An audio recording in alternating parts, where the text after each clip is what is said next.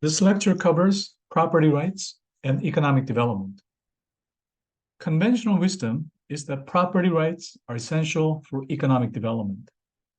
So according to Adam Smith, security of property rights against expropriation by state or other fellow citizens is essential for economic growth.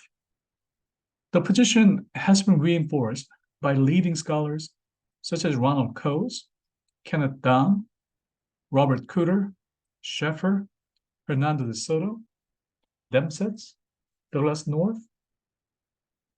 And according to these scholars, property rights are indeed crucial to economic performance. In reality, all of the economically advanced countries, such as OECD countries, do protect formal property rights.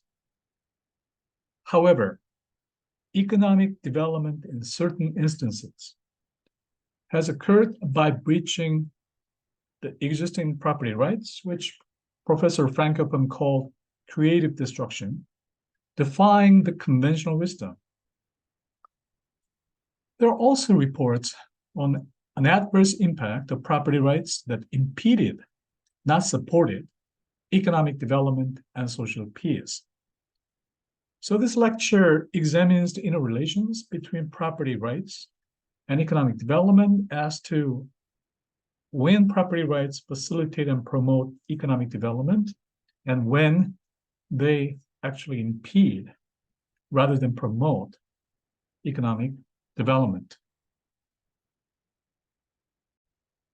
Formal private property rights, called FPPR, are legally recognized rights and property held by private parties, including individuals and companies.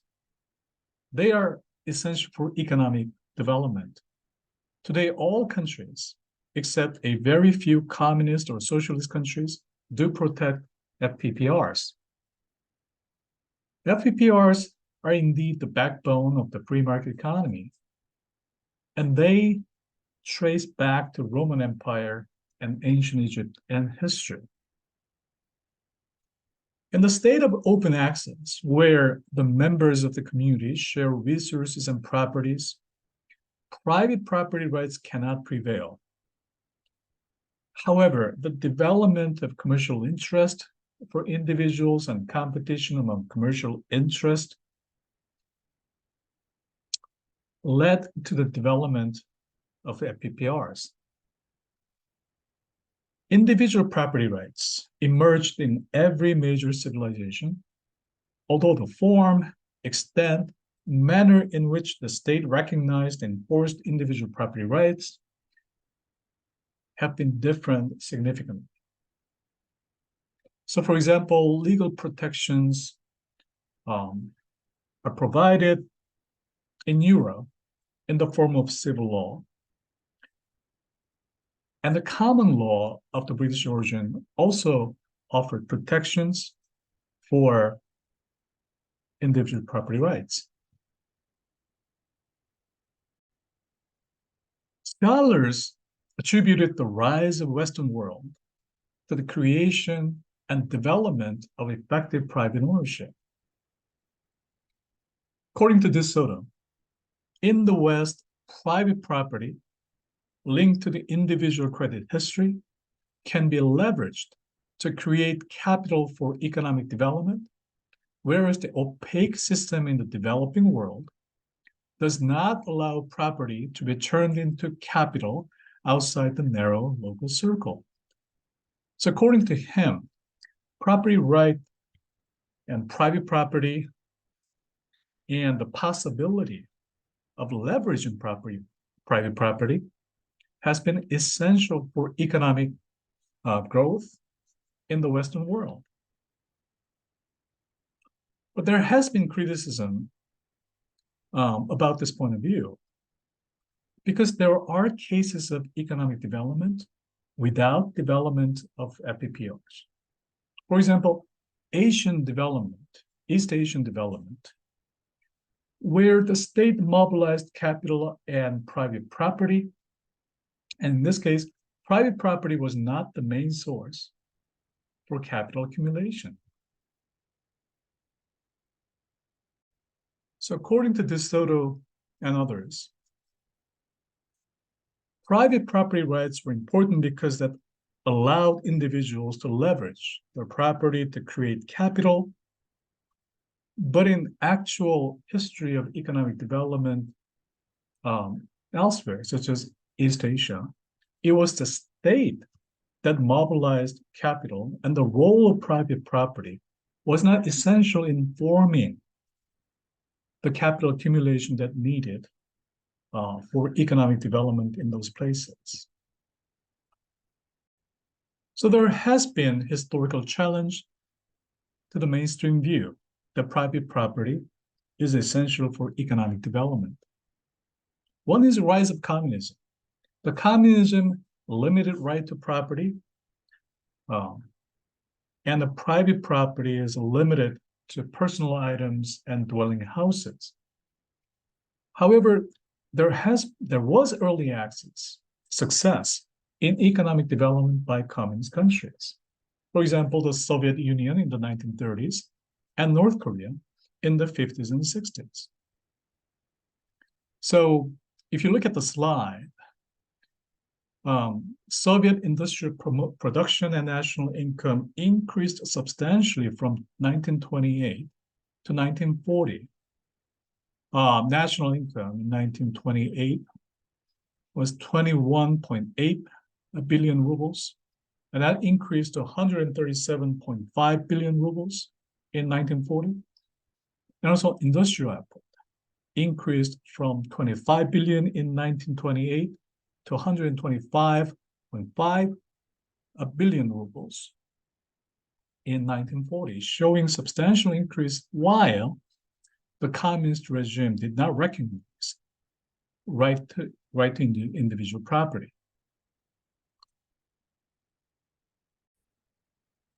The case of North Korea also shows similar pattern. Again, if you look at the slides, average annual growth rates of North Korea from 1946 to 1960 shows a substantial increase, again, in the absence of FPPRs. So national income, if you measure it as 100 in 1946, it increased to 683 in 1960. And gross industrial product increase is even more dramatic. It's 100 in 1946 to 2,105 in 1960. And in brackets represents a average annual growth rate. It shows from 1946 to 1949 annually 27.8%. From 1953 to 1956, 30% annual growth in national income,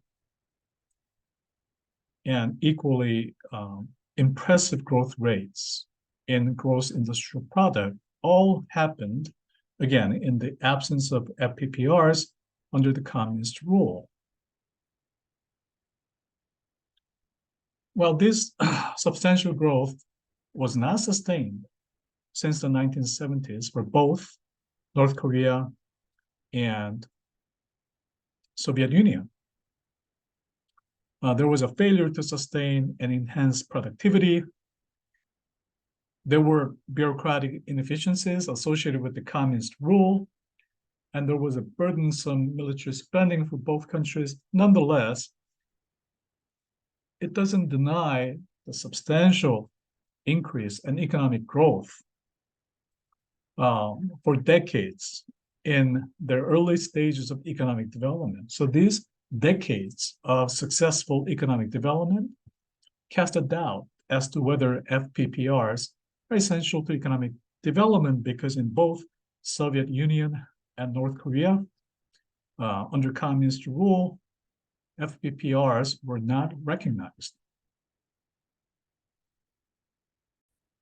So this gap between the mainstream view that FPPRs are essential for economic growth and development, and historical observations that show substantial economic growth in the absence of FPPRs, makes it necessary for us to look at FPPRs in the context of development a little more. Observations are indeed mixed. Some observations indicate positive correlation between FPPR and economic development, and others define strong link between FPPR and economic development. What are the causes for these inconsistencies? There are institutional issues. There are also divergent social and cultural norms, and there's the effective of state. So in order to apply and implement FPPRs, there has to be a strong institutional support. The development of the economy and society should be at the level to embrace FPPRs, as we will see later. And the state must be effective enough to implement FPPRs, and which is not the case in many developing countries. And also, development at times necessitates breach of the existing FPPRs. And Frank Upham calls this as a creative destruction.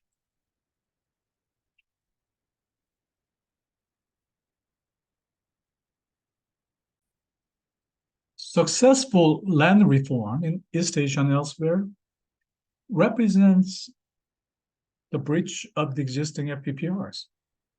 This land reform affected the distribution of land that had been lawfully owned by local masters, and this reform distributed that land to individual farmers, often providing the previous landowners with a token compensation or no compensation at all. So that reform was in contravention of the existing FPPRs.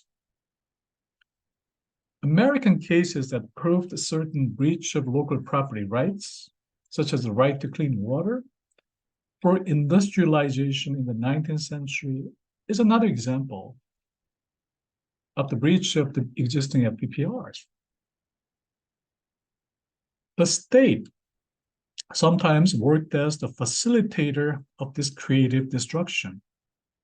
Again, example was in the case of land reform, or the state acted as approver of the changes that have been made for the interest of development. So this observation suggests that FPPRs are not static. So the state may decide not to protect the existing FPPRs, as often justified in the name of reform, where the change is expected to allocate the existing resources to more efficient producers or induce the development of new industries.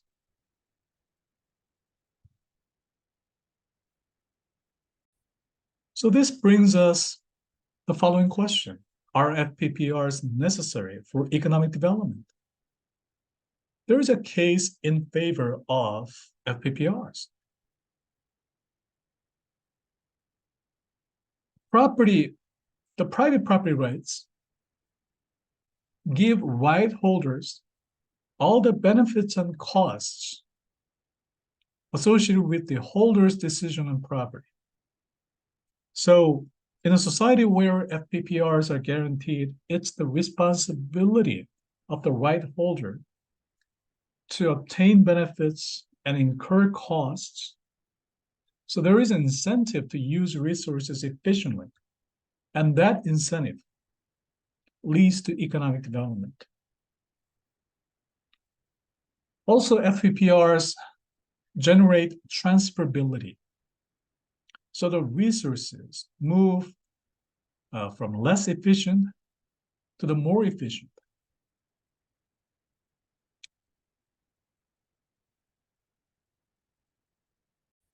This transferability is, however, subject to massive transaction cost or resistance against a socially beneficial change by the elites who stand to lose by this transferability.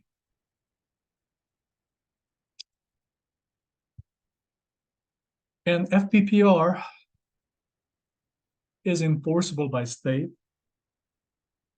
and it's better enforcement, because otherwise then the private right holders will have to protect their own rights by private means, and enforcement by state ensures predictability and security. So when we call FPPR formal private property rights, the formal means that it is enforceable by law, enforceable by state. FPPRs are more efficient by avoiding using resources to self-defense or invasion, because the FPPRs are protected by state, and that lowers social cost of enforcement, and it's developed. FPPRs are guaranteed and protected by impersonal court system. So FPPRs tend to increase social peace, predictability, consistency, and economies of scale. And more standardized enforcement extended within the national border. So as a result, FPPRs encourage asset-based investment through lowering risk of insecurity and or expropriation. FPPRs facilitate extension of credit, the development of financial markets, and transfer of properties essential for economic transactions based on the security and protection of property rights.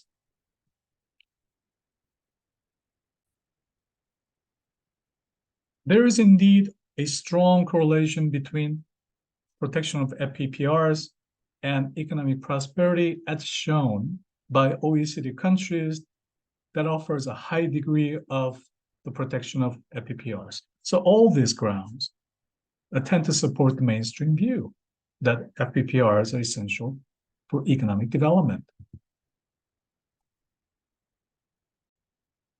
There is, however, a case against FPPRs as an engine for economic development. The first, communal ownership is not always found to cause resource depletion or low productivity. So in Switzerland, there is an example: the use of communal land for cattle grazing maintained productivity for centuries, and overgrazing has been prevented by tight control.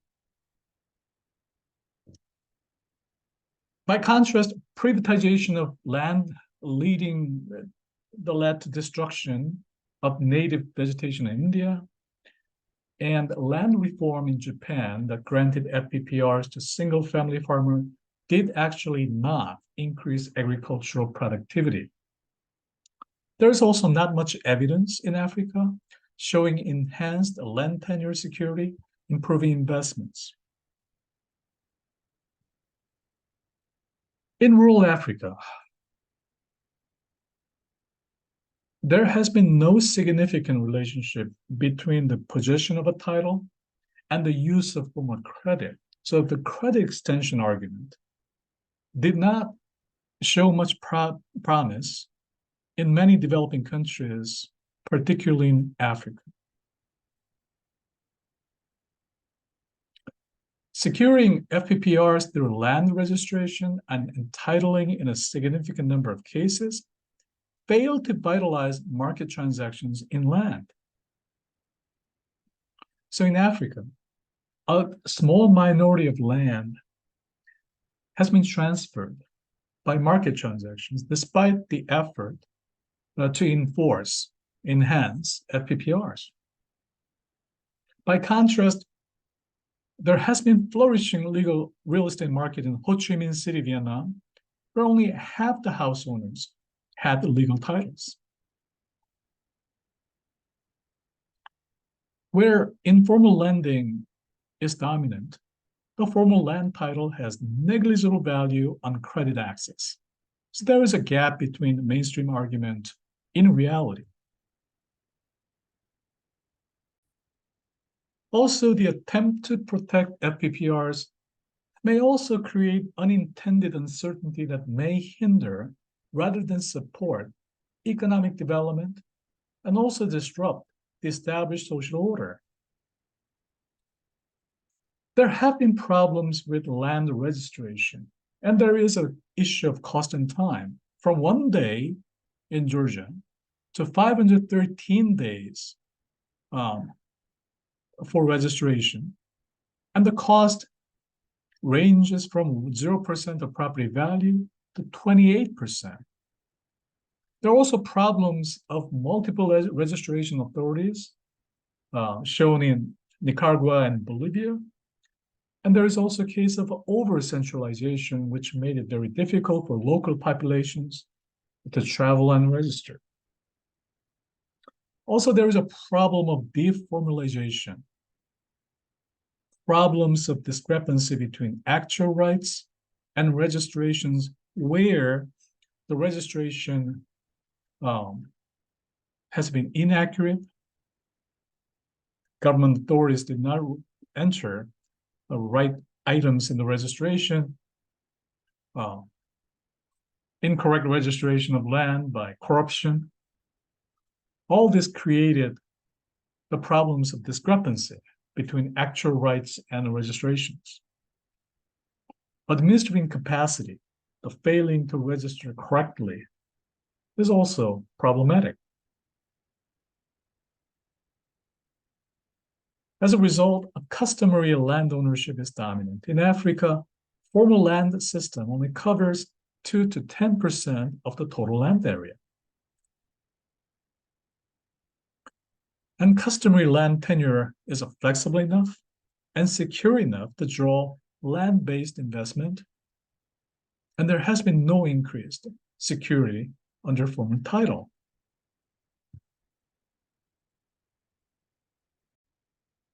Enforcement of FPPRs has also led alienation of customary rights and resulting injustice. Imposition of FPPR at the expense of informal communal land arrangements. Seasonal rights, the rights customarily held by youth and women, temporal rights, all these conventional rights, customary rights, are difficult to register. So as a result, imposition of FPPR may result in a loss of important social welfare associated with those customary rights. And there has also been a difficulty associated with the multiplicity of claims and rights, where the primary land use is agricultural. So these multiplicity of groups and rights and claims, many of which are difficult to register, are called a web of interests. There has been a failure to register all these rights, and this failure harmed legitimate claimants such as women, youth, and seasonal users of land. As a result, FPPR has become a source of social conflict rather than a facilitator of economic development. Land registration can also be manipulated by social elites to deprive vulnerable land users of their customary land rights. And that manipulation is possible because the significant proportion of the population is illiterate, and the registration can be controlled by social elites who wish to take advantage of that. So it has become a cause for social unrest and waste of resources. So in reality, there's a presence of plural land systems. FPPR on the one hand, imposed by the government, and customary tenure system prevailing on the ground. So as a result of this mixture, multiplicity, and plurality, plural land systems, the scholars such as Frank Upton described them as combining the worst of all worlds, causing confusion and disruption. So all these adverse impacts of FPPRs necessitate aligning FPPRs and the protection of property rights with the socioeconomic conditions on the ground so that property rights regime would actually support economic development and does not disrupt social peace. So there has been analysis of optimal property rights system under the general theory of law and development. As you may recall from the previous lecture, the general theory of law and development assesses the impact of law on development. And you may also recall the elements of analysis, including regulatory design, regulatory compliance, and quality of implementation. So this analytical device will help us come up with the system of law and the system of legal institutions and legal frameworks that is more likely to support economic development. So we can try to analyzing the property rights system under this theoretical framework. So first element is regulatory design. And regulatory design is assessed by anticipated policy outcome, the organization of laws and legal frameworks institutions called LFIs, and the law's adaptability to the socioeconomic conditions.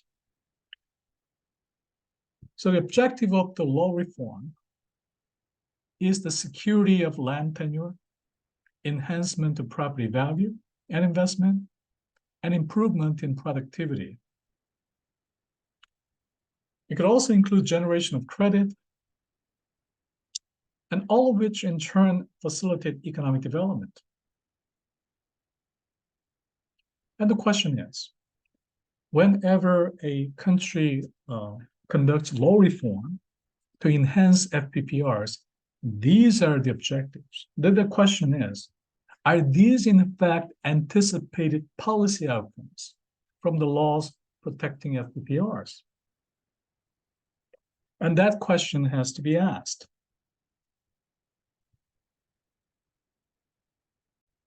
So, for example, is the enhancement of FPPRs by a certain law is likely to generate credit where the banking system is very weak?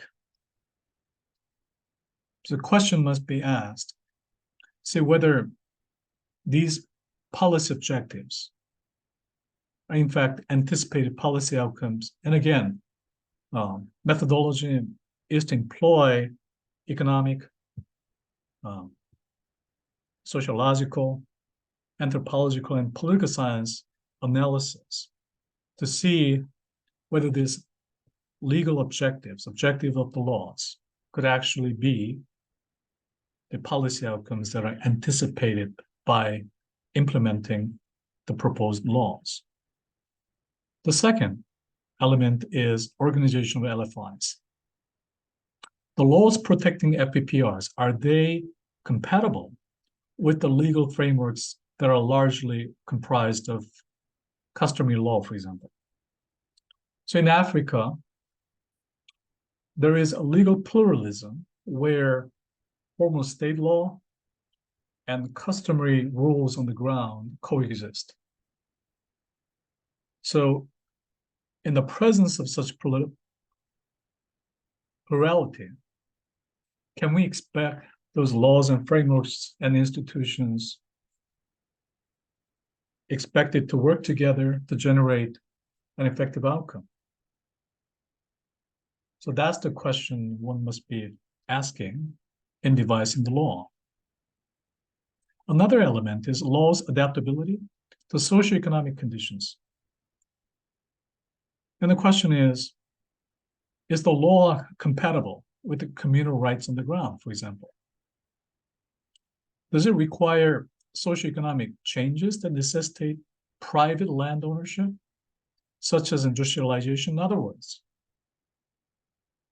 in a place where industrialization hasn't taken place, mostly rural area where the local populations rely on communal rights and communal use of land, would the law reinforcing FPPRs be compatible and work with the reality on the ground where the people do not have a great need or necessity for private land ownership?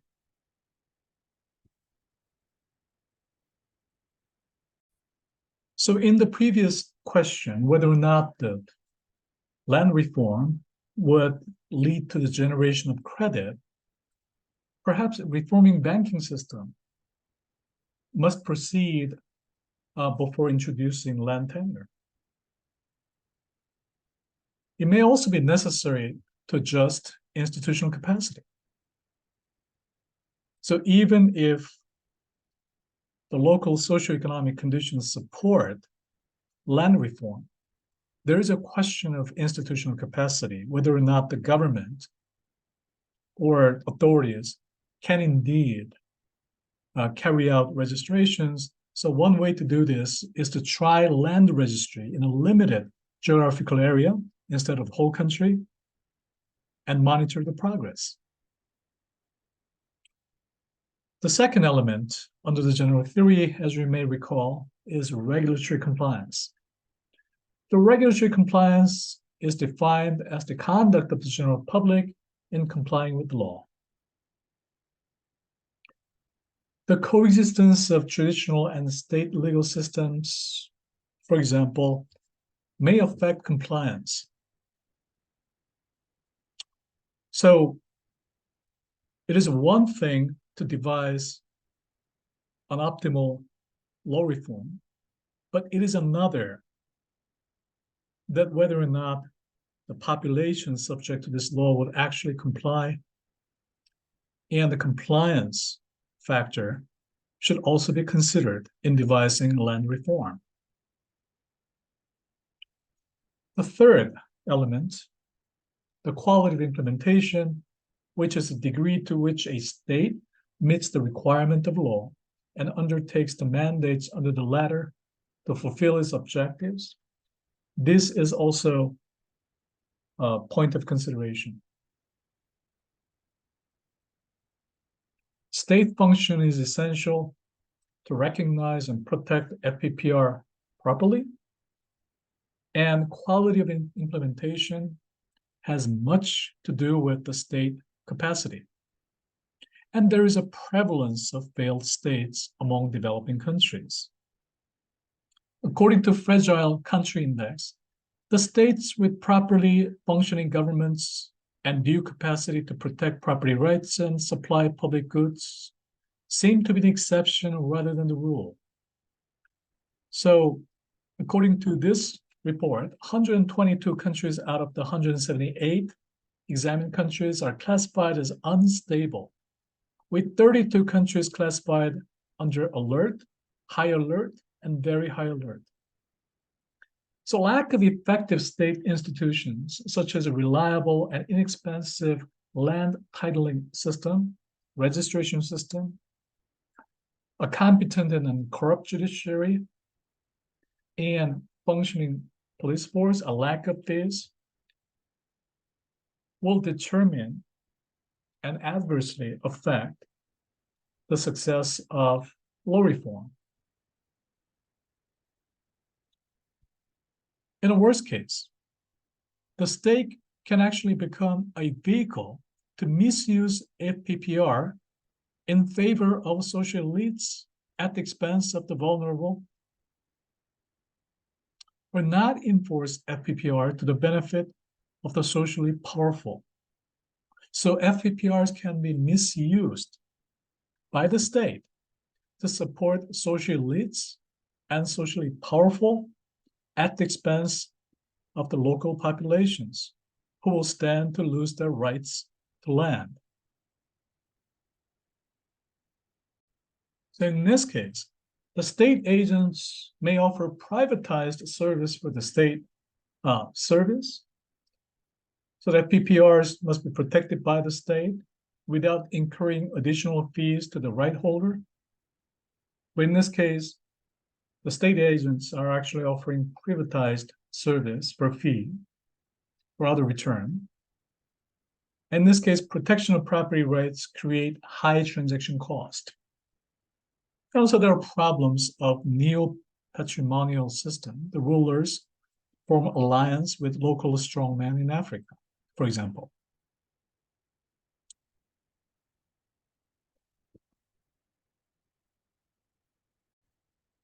As discussed earlier, FPPRs are the subject of creative destruction.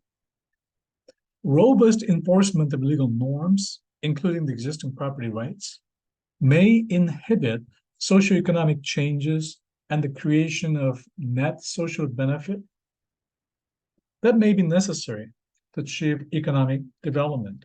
So that necessitates creative destruction. The example would be enclosure movement in England, where the new industry, old industry, needed to be supported by changing land use arrangements. Dishonoring the right to clean water in the US is another example, and that dishonor wasn't necessary to promote the new industry at the time, mining industry in the US.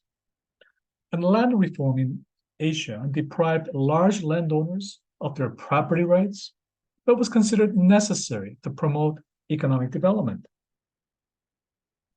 So land reforms in Japan and Korea after the Second World War granted FPPRs to single-family farmers. It promoted social change and democracy. Although it may not have increased agricultural productivity substantially. In case of China, the rapid economic development in the absence of full protection of property rights until the property law was established in 2007, and there was a weak judicial enforcement of property rights against powerful parties. Nonetheless, China showed a vibrant and market-based economic growth without FPPR. So how was that possible in China? The Chinese markets relied on a range of informal as well as formal norms and institutions, and rather than law.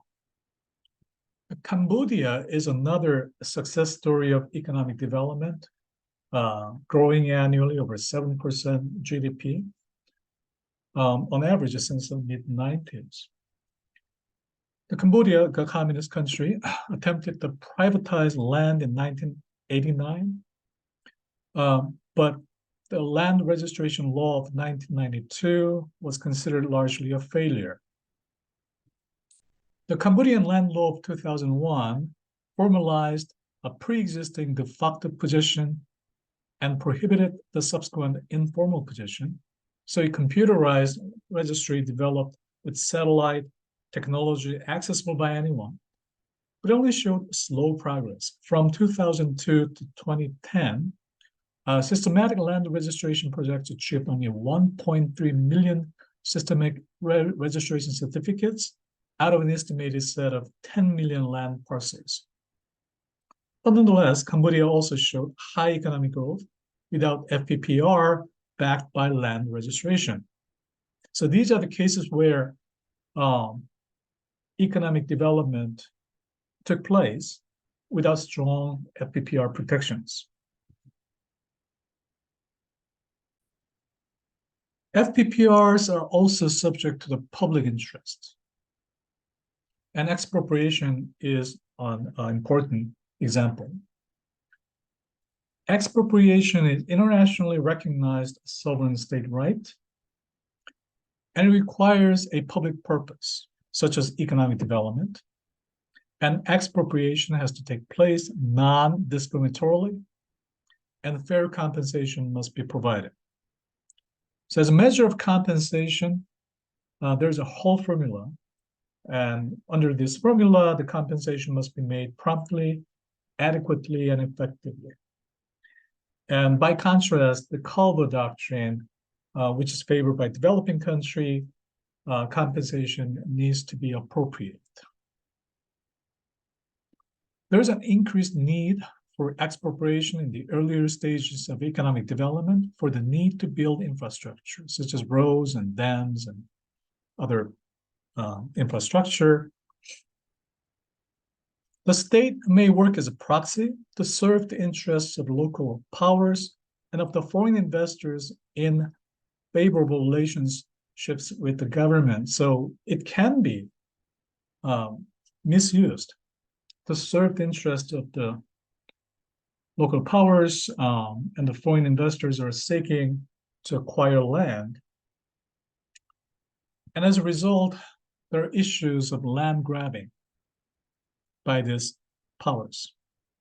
And land grabbing issues create human rights problems, environmental problems, and of course, compensation issues.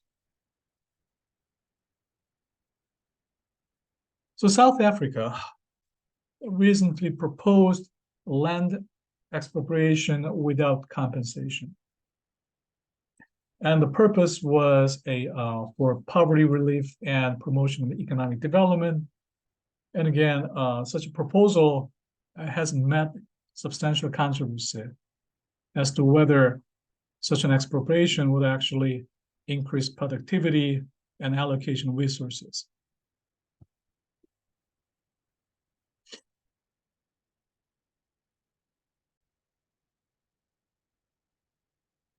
Expropriation must have a public purpose. Would development count as a public purpose? It does. And there is a need for expropriation to build social infrastructure necessary for economic development. And the need is stronger in early stages of the economic development. So in response to the strong need, there are less stringent conditions for expropriation when the need for building infrastructure is stronger. And conditions for expropriation can be tightened in later stages when the need of urgent infrastructure is reduced. Foreign direct investments are also subject to expropriation. But it's abusive use, right? Should expropriation is prevalently used for FDIs, then it can raise disputes over its justification, and such a use of expropriation against FDIs could discourage foreign investors. As for compensation, there is a currency issue. When the local currency is not easily transferable to more major currencies, there could be an issue. And bilateral investment treaties tend to stipulate the specific grounds allowed for expropriation, the applied procedures such as notice and hearing, and details of compensation to be made in the case of expropriation. Expropriation should be balanced against other competing interests, such as potential adverse impacts on the environment, preservation of culture and residents in the affected area, possible hardship on the dislocated, and the inefficient compensation or insufficient compensation. And expropriation causes a particular difficulty for developing countries because of the difficulty in mitigation. The developing countries have limited resources, so compensation might not be adequate. And the hardship on the dislocated might be greater. So there is a need to set priorities in consideration of the country's need for economic development and the key social and political interest that must be preserved. And expropriation is also a question of developed countries because they too have the need for the preservation of other interests and values. There's a need for sophisticated procedures to justify expropriation and calculate adequate compensation acceptable to property holders. In developed countries, the threshold is higher. So Aforementioned controversy on South Africa's proposal for expropriation without compensation, because South Africa is considered one of the most developed countries in Africa. Therefore, the standard for the proposed expropriation is considered high. So whether or not such expropriation without compensation would meet the expected standard for South Africa. So we have discussed the relationship between property rights and economic development. And there is inconsistency between the mainstream view and the empirical cases.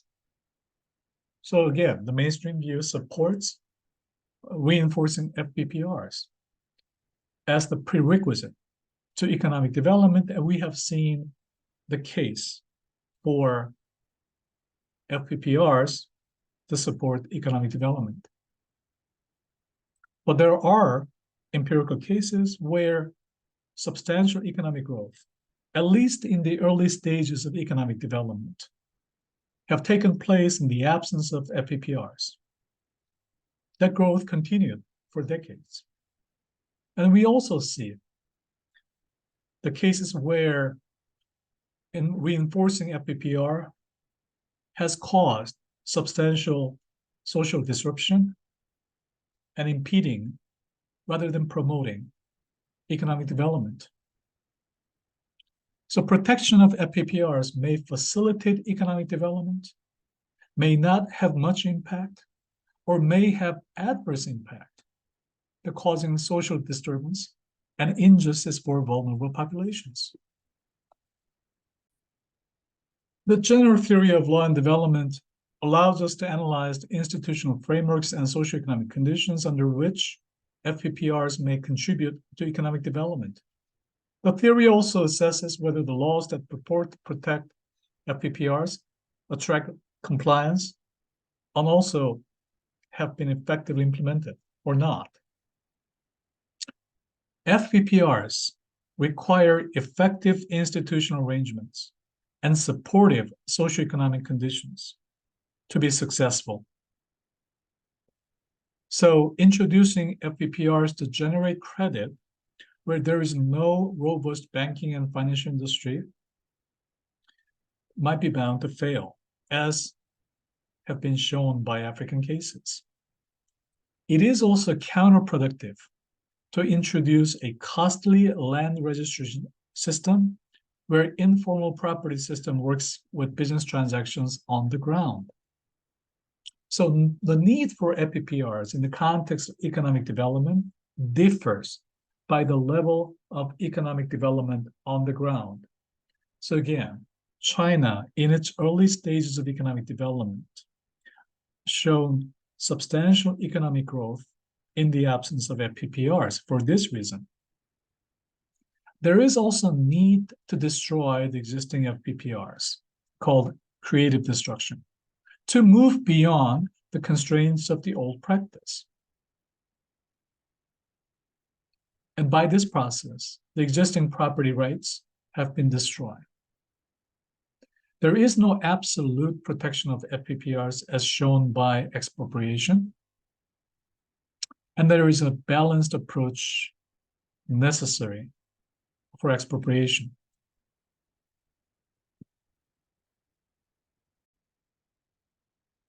The final points can be drawn from the preceding discussions. There are positive economies of FPPR. We saw a case in favor of FPPR, why FPPRs can support and facilitate economic development. We've seen that. However, FPPR alone does not facilitate economic development. Existence of well-functioning credit markets, institutional strengths, and the good governance are essential for FPPR contributing to economic development. Most developing countries adopt FPPRs, but in reality, there are plural land systems that raises confusion and at times disruption. So the cost of establishing and maintaining the existing formal land system must be carefully assessed. The cost may outweigh the benefits of FPPR. There has to be judicial and administrative flexibility to recognize customary land system and protect populations against attempts by social elites to misuse the formal system. So there has to be a gradual consolidation, and a case-by-case approach is necessary. This concludes today's lecture. Thank you very much.